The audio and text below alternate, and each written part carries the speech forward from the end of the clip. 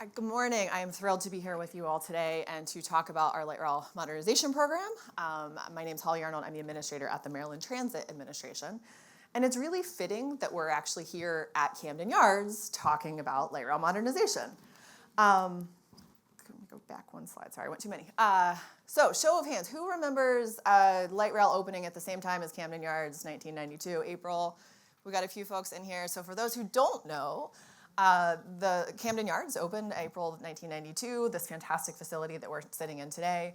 At the same time, the goal was to open the Central Light Rail line for Baltimore to make that connection. It was built really fast with state dollars to make it, and it did open limited service opening day. Shortly after that, there were some additional extensions that were made, double tracking, but largely the system that we have today is the same one that essentially opened in the early 90s. No major changes or investments since early 2000. So we have a 20-year-old system that hasn't had changes since then. Our vehicles are 30 years old. They were overhauled recently, and the goal of the overhaul was to get them to 30 years. So we're now at 30 plus years where we're sitting at today. So this is an opportunity for us, right? So we're looking at this as an opportunity of how do we make this system live up to the promises that were envisioned when the investment was made to get it open in Camden Yards, right? Like we want to get people here quickly. I loved your comments, Katie, about like making sure having people in public spaces, accessing these public spaces to get to the games, to get to jobs. You can look at all the job centers up and down, get to the airport quickly. And so this investment will allow us to do that. So what are we doing in order to allow us to catalyze on this? The first thing is vehicles. We received a grant from the federal government 2 years ago for $213 million to replace the vehicles. So that is a really exciting opportunity for us. The current vehicles that we have are large, they're intimidating. When you're on Howard Street, they don't fit into the urban context. If you use a wheelchair, or if you're getting on with a stroller, or God forbid you're trying to take an electric bike, you have to go upstairs. Like it's not an easy thing to do. It's not accessible. You can't roll on and roll off. It also slows us down. Anytime that we have to have someone who needs to use to be able to roll on and roll off, the operator has to get out of the cab, secure the vehicle, put down the ramp, get back in, put the ramp up, right? Like that's a significant amount of time that we spend going back and forth versus just easy roll on, roll off that you see in a lot of other cities. So this new program will get those modern accessible vehicles. You can roll on, you can roll off. They are shorter, they are narrower, which again fits better into that urban context. And they will be more reliable because they will be new and be able to work. Beyond that, the next piece of this is going to be stations. So with these new vehicles, as we are replacing the vehicles with the shorter, narrow vehicles, we have to make adjustments to the stations so that people can roll on and roll off successfully. So that means we get to touch all 33 stations throughout the entire alignment.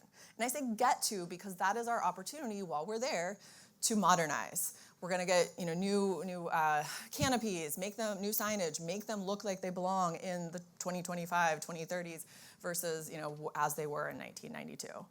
And I'm going to talk in a minute. It's also our opportunity to partner so that we can bring more amenities, more things to our stations.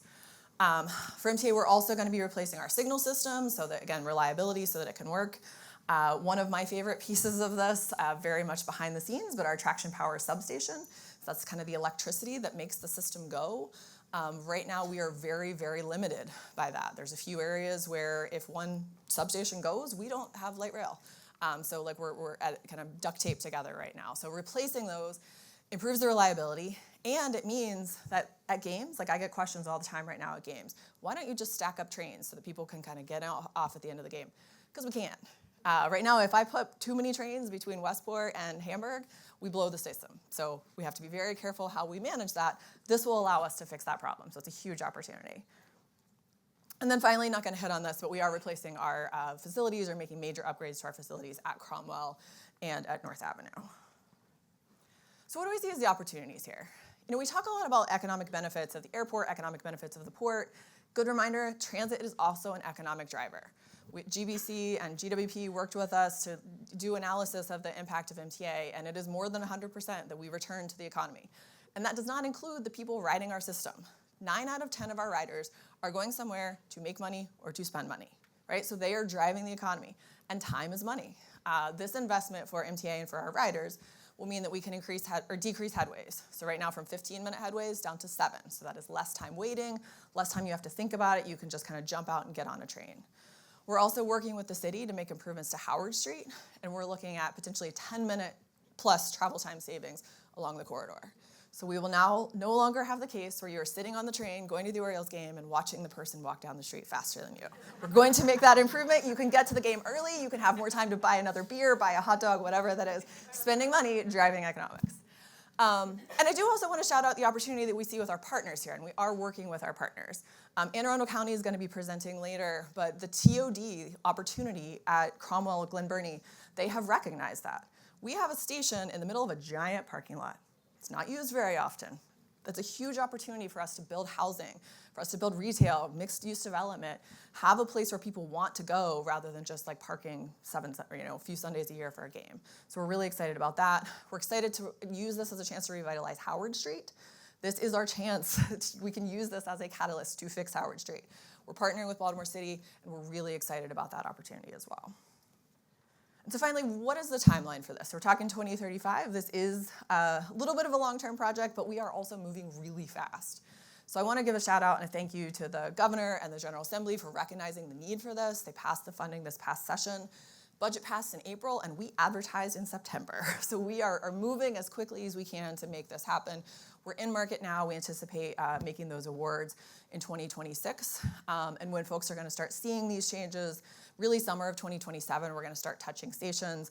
And for the next couple summers, with the vehicles going into service in the 2031 timeframe. So we're excited about it. We do think this is a great opportunity for a catalyst for economic opportunity across the region. And we look forward to partnering with you all to make this happen. Thank you. That was good timing.